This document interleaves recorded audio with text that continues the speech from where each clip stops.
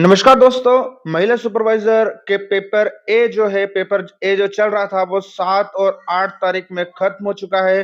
आज 9 तारीख हम बात करने वाले हैं महिला सुपरवाइजर के फाइनल कटअप के बारे में और साथ में मैं आपको बताने वाला हूँ रिजल्ट डेट फिक्स कि रिजल्ट की डेट क्या है, क्योंकि पहले तय हो चुकी थी रिजल्ट की डेट भी।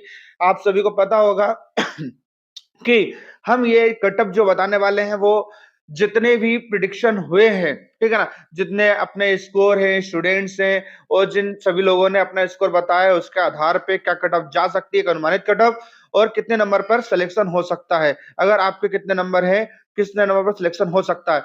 अब आपका ये काम है कि आप अपने-अपने नंबर कमेंट कीजिए कैटेगरी के साथ, ताकि हमको पता लग जाए कि आप किस कैटेगरी से और कितने नंबर पे है, आपका सिलेक्शन होना फिक्स है या नहीं है। नॉर्मलाइजेशन का क्या होने वाला है, नॉर्मलाइजेशन की बात करने वाले हैं। नॉर्मलाइजेशन में नंबर स्कोर किसका बढ़ने वाला है, किसका कम होने वाला है। 7 तारीख में नंबर बढ़ेंगे, 8 तारीख में नंबर बढ़ेंगे, कौन सी तारीख में नंबर बढ़ेंगे, कम होंगे, इस पे भी अपन बात करने वाले हैं। ठीक है दोस्तों, तो चलिए शुरुआत करते हैं। सबसे पहले महिला सुपरवाइजर फाइनल कटअप के बारे में, फिर बात करेंगे रिजल्ट डेट के बारे में। चलिए दोस्तों, सबसे पहले हम बात करते हैं यहाँ पर जनरल कैटेगरी की कि जनरल कैटेगरी की अनुमानित कटअप क्या हो सकती है। तो जनरल कैटेगरी की अनुमानित कटअप जो हो सकती है वो हो सकती है 160 से 170 मार्क्स, ठीक है ना? अनुमानित कटअप बता रहा हूं मैं कि लगभग ये कटअप जो है 160 से 170 मार्क्स हो सकती है। हाँ, ये कटअप इससे कम ज्यादा नहीं होगी। जो बताया आंकड़ा यही रहने वाला है। जैसे कि आपने वीडियो में देखा होगा, अधिकतर सुना होगा कि यार हमारे तो 170 मार्क्स है, हमारे तो 180 मार्क्स है या हमारे तो 190 मार्क्स है, ठीक है ना? कोई कितने नंबर ही बता रहा है, कोई कितने नंबर ही बता रहा है, इससे कोई फर्क नहीं पड़ रहा है। जनरल का कटअप जो रहने वाला है वो लगभग अनुमानित जो है 160 से 170 मार्क्स रहने वाला है। मैं आप लोगों को कारण भी बताऊंगा कि ये कटअप इतना क्यों रहने वाला है, किस कारण से कटअप इतना रहने वाला है, पिछले साल का कटअप कितना रहने वाला है, ये सारी चीजों पे भी हम चर्चा करने वाले हैं। वीडियो पे बने रहिए। बस आप वीडियो को लाइक कर दीजिए, सब्सक्राइब कर दीजिए चैनल को, ताकि आपको आगे की चीजें का अपडेट मिलता रहे। और ग्रुप बी का पेपर जो है, पेपर बी जो होने वाला है, उसके लिए शानदार शानदार ट्रिक और इंपॉर्टेंट क्वेश्चन दे रहा हूं। चैनल पर जाकर देख लीजिए, वहां पर आपको ये सारी चीजें मिल जाएंगी। चलिए, अनुमानित कटअप की बात करें अपन अगर ओबीसी कैटेगरी की, तो ओबीसी कैटेगरी कटअप जो है वो 150 से 160 मार्क्स के लगभग रहने वाला है। इसके बीच में ही ओबीसी का कटअप रहने वाला है। इससे ज्यादा ये कटअप जो है वो नहीं जाने वाला है, ठीक है ना? अगर आपके मार्क्स जो 150 से 160 के बीच में है, तो ये मान के चलिए कि आपका सिलेक्शन फाइनल मान लिए, तय मान लीजिए, ठीक है ना? मैं बता चुका हूं कि मैं 10 नंबर का गैप लेकर के क्यों चल रहा हूँ, इसका कारण भी बताऊंगा और ये कटअप इतना होने वाला है, इसका कारण भी मैं बताने वाला हूँ आपको, ठीक है ना? नॉर्मलाइजेशन नंबर कम ज्यादा होने वाले हैं, अपन उस पर भी चर्चा करने वाले हैं, ठीक है ना? किस डेट के नॉर्मलाइजेशन नंबर बढ़ने वाले हैं, किस डेट के नंबर कम होने वाले हैं, ठीक है ना? चलिए नेक्स्ट देखते हैं। एससी कैटेगरी की अपन बात करें, तो एससी कैटेगरी का अनुमानित कटअप की अगर मैं बात करूं, तो ये कटअप रहने वाला है 140 से 150 मार्क्स के बीच में कटअप रहने वाला है। अगर आपके 140 से 150 के बीच में अगर मार्क्स है, तो ये आपका सिलेक्शन तय मानिए, ठीक है ना? चलिए लास्ट कैटेगरी और देख लेते हैं हम, एक एसटी कैटेगरी की अगर हम बात करें अनुमानित कटअप की, तो इसका कटअप जो है 130 से 140 के बीच में रहने वाला है, ठीक है ना? ये कटअप जो है वो 130 से 40 के बीच में अगर आपके मार्क्स है, तो आपका सिलेक्शन जो है वो तय मानिए, ठीक है ना? तो ये बात थी कैटेगरी की। अभी हम बात करेंगे रिजल्ट डेट की कि रिजल्ट डेट जो है क्या पहले से फिक्स है, जो व्यापम ने खुद ने दे रखी है पहले से, ठीक है, उससे भी चर्चा करेंगे। थोड़ा सा अगर आगे बढ़ता है तो कितना आगे बढ़ सकता है, उससे चर्चा करते हैं। अभी बात करते हैं नॉर्मलाइजेशन स्कोर की। देखिए, जैसे कि आपको पता है कि यहाँ पर मैंने जो 10 नंबर का गैप लेकर के रखा है कि 160 से 170 मार्क्स जो है जनरल कैटेगरी है, वो इसलिए लेकर के रखा है क्योंकि आपको पता है कि 7 तारीख का पेपर जो था, 7 मार्च का जो पेपर था, ठीक है ना, वो 8 मार्च के मुकाबले, किसके 8 मार्च के मुकाबले जो था वो ठीक ठाक था, ठीक है ना? 7 मार्च का पेपर जो था वो 8 मार्च के मुकाबले ठीक ठाक था, ठीक है ना? तो यहाँ पर जो देखा गया है कि 7 मार्च की सेकंड शिफ्ट में जो पेपर हुआ था, वो 8 मार्च में जो पेपर हुआ था उसके मुकाबले यहाँ पर स्कोर थोड़ा कम रहा गया है, ठीक है ना। 8 मार्च में जो पेपर हुए हैं उसमें स्कोर जो है वो लगभग 160 170 नंबर अधिकतर सुनने को मिल रहा है हमको, अधिकतर कैटेगरी से जनरल ओबीसी की बात करें तो जो सुनने को मिल रहा है, ठीक है ना। 7 मार्च में इतना स्कोर नहीं सुनने को मिल रहा है।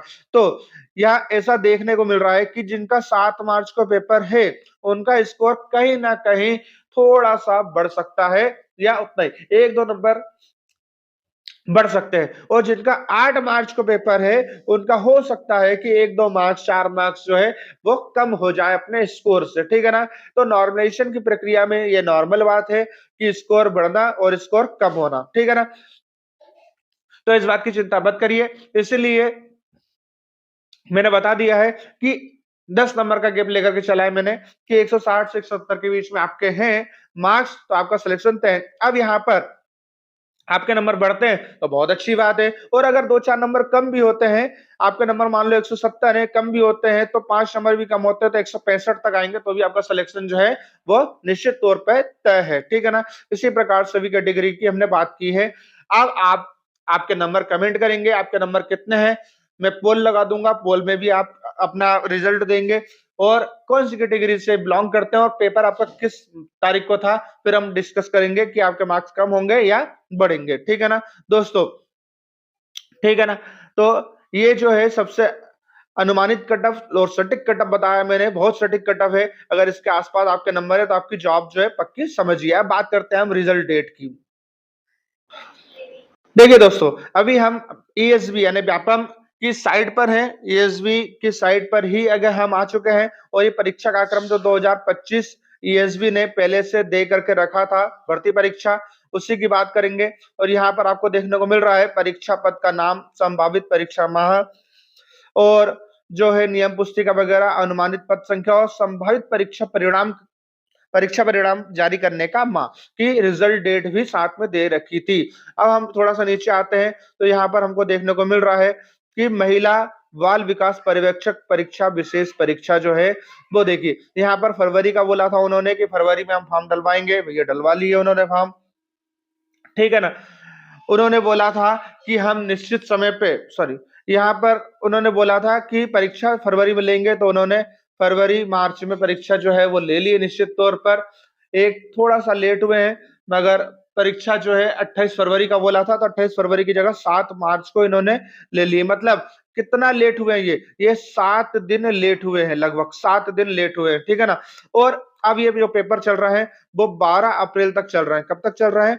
12 अप्रैल तक पेपर चल रहे हैं, ठीक है ना। और यहाँ पर दे रखा है परीक्षा परिणाम जारी करने का माह, और यहाँ पर देखने को मिल रहा है अप्रैल 2025 लिखा हुआ है, ठीक है ना। यानी कि इनके मुताबिक जो है वो रिजल्ट रिजल्ट जो है वो कब तक आ सकता है, वो अप्रैल 2025 में कभी भी लास्ट वीक तक दे सकते हैं। मगर ये मान के चलिए कि 12 अप्रैल तक तो भाई पेपर ही चलेंगे, ठीक है ना।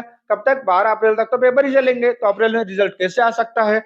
तो आप चिंता मत करिए, ये थोड़ा सा और लेट हो सकते हैं, तो अप्रैल के लास्ट वीक या फिर मई में एनी हाउ कभी भी रिजल्ट जारी हो सकता है आपका।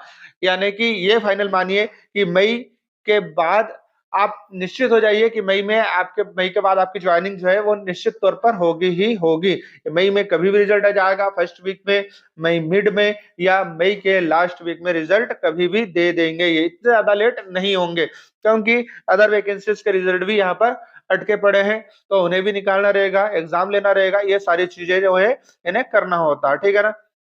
ये पूरा का पूरा परीक्षा शेड्यूल जो इन्होंने जारी किया था। तो फटाफट वीडियो को लाइक कर दीजिए, आप सब्सक्राइब कर दीजिए, शेयर कर दीजिए, और अपने नंबर जो है वो यहाँ पर दे दीजिए कमेंट बॉक्स में। और साथ में आपकी पेपर बी की तैयारी के लिए जो ट्रिक्स वगैरह चाहिए वो आपको मिलती रहेगी, इंपॉर्टेंट क्वेश्चन जो है वो मिलते रहेंगे। आप जाकर के प्लेलिस्ट चेक कर लीजिए, वहां पर सब कुछ मैं उपलब्ध करा चुका हूँ। फिर मिलेंगे नए वीडियो के साथ, जब तक के लिए जय हिंद, जय श्री राम, जय जय श्री राम।